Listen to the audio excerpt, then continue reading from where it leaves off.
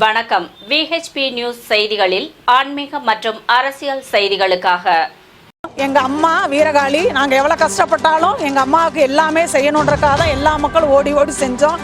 அதில் இவ்வளோ ஊழல் பண்ணுவாங்க நாங்கள் எதிர்பார்க்கல. அவங்க வசூல் பண்ணுற வரி பணத்தை என்ன பண்ணுறாங்க கோயில் சார்பாக என்ன செய்கிறாங்க? ஒரு 100 ரூபா கூட இல்லாமல் முளைப்பாரி போட முடியாமல் எத்தனையோ பெண்கள் பிள்ளைங்க இருக்காங்க. அவங்களுக்கு ஒரு கோயில் சார்பாக ஒரு 50 முளைப்பாரியை போட்டு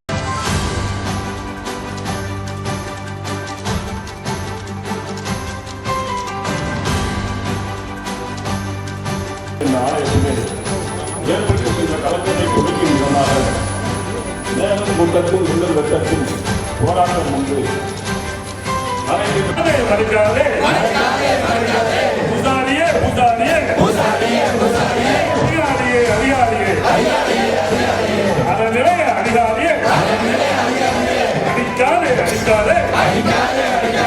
இந்த கொலை அடிக்காது.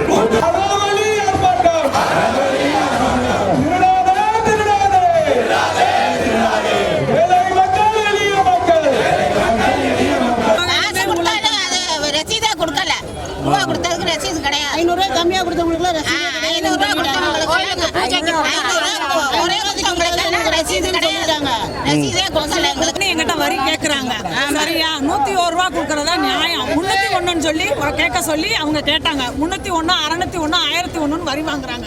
அது தப்பு. காப்பு கட்டுறதுக்கு 50 ரூபா வாங்குறாங்க. முளைப்பாரிக்கு 100 ரூபா வாங்குறாங்க. எல்லா வகையிலுமே எல்லாமே ஊழல். 10 ரூபா கொடுத்தாதான் ஒரு இலும்பச்சம்பளம், 10 ரூபா கொடுத்தாதான் ஒரு கண்ணி பூவு. ஆடி திருவிழா வளையல் திருவிழால டஜன் கணக்கில் வளையல் ஏழை மக்கள் எல்லாரும் வாங்கி தரோம். எந்த ஏழை மக்களுக்கும் எந்த சலுகையுமே கிடைக்கிறது இல்லை. எல்லாமே நாங்க பண்ணிடுறோம். அன்னதானத்துக்கு உண்டான எல்லாமே நாங்க வாங்கி தரோம். கொடியேறல இருந்து கூழ் காய்ச்சி ஊத்துற வரைக்கும் எல்லாமே நாங்க தான் பண்றோம். இவங்க கவர்மெண்ட் என்ன பண்ணுது? இவங்க கோயில் சார்பா நிர்வாகம் என்ன பண்ணிருக்கு? எதுவுமே பண்ணல. எல்லாமே ஏழை மக்கள். இது முறைகேடுல ஈடுபட்டிருக்கதா சொல்றாங்க. யார் இந்த முறைகேடுல முறைகேடு வந்து பூசாரி சண்முகப்பிரியா அவங்க எல்லாருமே சொல்றாங்க. எங்களுக்கு இது வரை தெரியல. இப்பதான் எங்களுக்கு தெரிஞ்சிருக்கு. இனிமே நடக்கிற ஒவ்வொரு திருவிழாவிலையும் கணக்கு வழக்கு பொதுமக்களை வச்சுதான் எடுக்கணும். தனிப்பட்ட முறையில யார் எடுக்க கூடாது. எவ்வளவு வசூல் பண்றோம், எவ்வளவு செலவு கணக்கு ஆகிருக்கு மக்களுக்கு தெரியப்படுத்துறீங்க. செலவு கணக்கு என்கிட்ட ஒப்படைக்கணும். அன்னதானத்துக்கு தனிப்பட்ட முறையில யாரும் இதை கூட அதை கூட கேட்க கூடாது. கேட்கறாங்க, கட்டாயப்படுத்துறாங்க. சீமா பட்டாணி வாங்கிட்டு வா, சேமியா வாங்கிட்டு வா, எல்லாமே நாங்க வாங்கி கொடுத்து எங்களுக்கு சரி. அப்ப வசூல் பண்ற வரி பணத்தை என்ன பண்றாங்க கோயில் சார்பா என்ன செய்யறாங்க? ஒரு 100 ரூபா கூட இல்லாம முளைப்பாரி போட முடியாம எத்தனையோ பெண்கள் பிள்ளைங்க இருக்காங்க. அவங்களுக்கு ஒரு கோயில் சார்பா ஒரு 50 முளைப்பாரியை போட்டு எல்லாருமே கூலி தொழிலாளர் கேட்டுக்கிறோம். நல்ல முறையா இந்த இது மேல சட்டப்படி நடவடிக்கை எடுக்கணும். ஊழலாளர் சண்முகப்பிரியான்றவங்க தான். அவங்களோட சேர்ந்து 6-7 பேர் இருக்காங்க. கண்டிப்பான முறையில இந்த பூசாரி அவங்க இந்த கோயில்ல இருக்கக்கூடாது. எங்களுக்கு இந்த பூசாரிக வேண்டாம். வெளிநடப்பு பண்ணுங்க. இந்த அறநிலை சண்முகப்பிரியாவும் எங்களுக்கு தேவையில்லை. வெளிநடப்பு பண்ணுங்க. வழியிலையும் எல்லாருமே புகார் கொடுத்துருக்காங்க. நாங்களும் இன்னைக்கு கண்டன ஆர்ப்பாட்டம் நடத்தியிருக்கோம். கண்டிப்பான முறையில் இது மேல நடவடிக்கை எடுப்பாங்க நம்பிக்கையை நம்புறோம். நாங்க கண்டிப்பா எல்லாரும் நடவடிக்கை எடுக்கணும். எங்களுக்கு இதுக்கு உண்டான பதில் கிடைக்கணும்.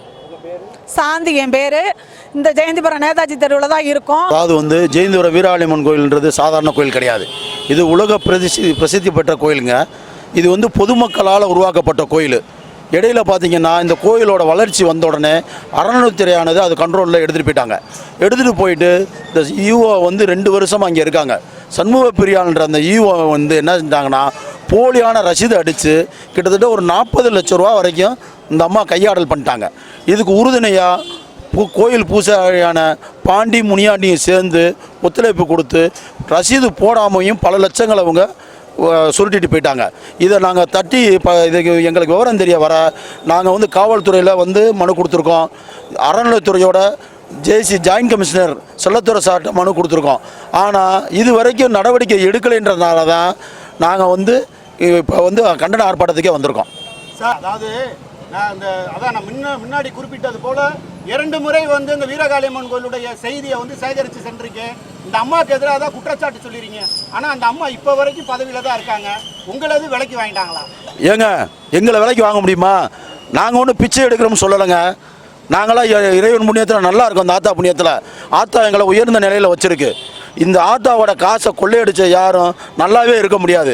இந்த பூசாரி உள்பட இந்த அறநிலைத்துறையோட ஈஓ சண்முகப்பிரியால் இருக்காங்க பார்த்தீங்களா, இந்த அம்மா வந்ததுக்கப்புறம் தாங்க இந்த கோயிலே இப்படி நான் கோயிலவே இதாக்கி பிடிச்சிங்க. பொதுமக்கள் இப்போ கிட்டத்தட்ட ஒரு 500 பேர் நீங்களே பார்த்துருப்பீங்க. ஒரு 500-600 பேர் இந்த இடத்துல இருந்திருப்பாங்க. பொதுமக்களோட எல்லா ஆதரவோடு தான் அவங்களுக்கும் இங்கே நடந்த கையாடல் வந்து தெரிய வந்துருச்சு. பார்த்தீங்கன்னா ஒரிஜினல் ரசீது இந்த அம்மா கருவூலத்தில் இங்கே இருக்குது, கோயிலில் இருக்குது. ஆனால் டூப்ளிகேட் அடித்த ரசீதில் பூரா பார்த்தீங்கன்னா வந்து 300, 600, 1200 சொன்னவங்க 100, 200, 500, 1000, 5000னு வாங்கியிருக்காங்க. பூரா வந்து கல் மண்ணள்ளி கூலி வேலை பார்க்குறவங்களோட பணம். இந்த ஆத்தாவுக்கு காணிக்கையாக கொடுத்த பணத்தை இந்த அம்மாவும் பூசாரியிலும் சேர்ந்து கையாடல் பண்ணிட்டாங்க. அதனால தான் நாங்கள் இவ்வளவு கோபமாக இவ்வளோ பேர் இங்கே வந்து இன்னொன்று வச்சுங்க, கட்சி பாகுபாடு கிடையாது. அனைத்து கட்சி பொதுமக்கள் முக்கிய பிரமுகர் எல்லாரும் சேர்ந்து அந்த ஆர்ப்பாட்டத்தை பண்ணுறோம். சார் இப்போ அந்த அம்மாவுக்கு எதிராக வந்து குற்றச்சாட்டு சொல்லியிருக்கீங்க, அதே நேரத்தில் அந்த அம்மாட்ட இதை கொடுத்து விளக்கு எது கேட்டிங்களா சார்? ஊழல் பண்ணியிருக்கீங்க, அதுக்கு சரியான விளக்கம் கொடுங்க, ஊழலை கண்டுபிடிச்சிட்டு வந்துட்டு அந்த அம்மாட்ட விளக்கு எது கேட்டிருக்கீங்களா?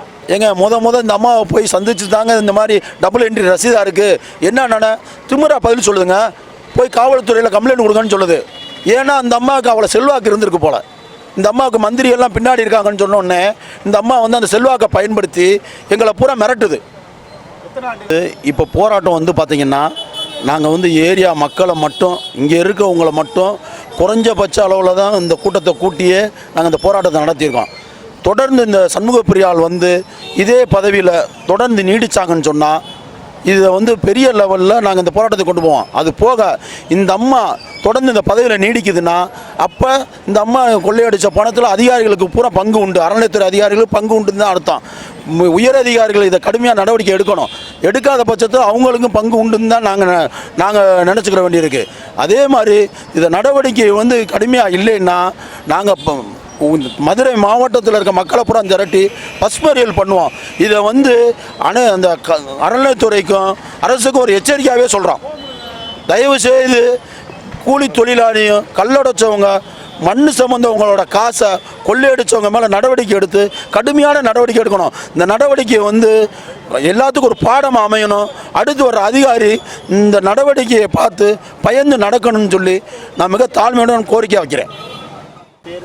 என் பேர் மணிகண்டன். வணக்கம். VHP நியூஸ் செய்திகள். இத்துடன் VHP நியூஸ் செய்திகள் நிறைவடைந்தது.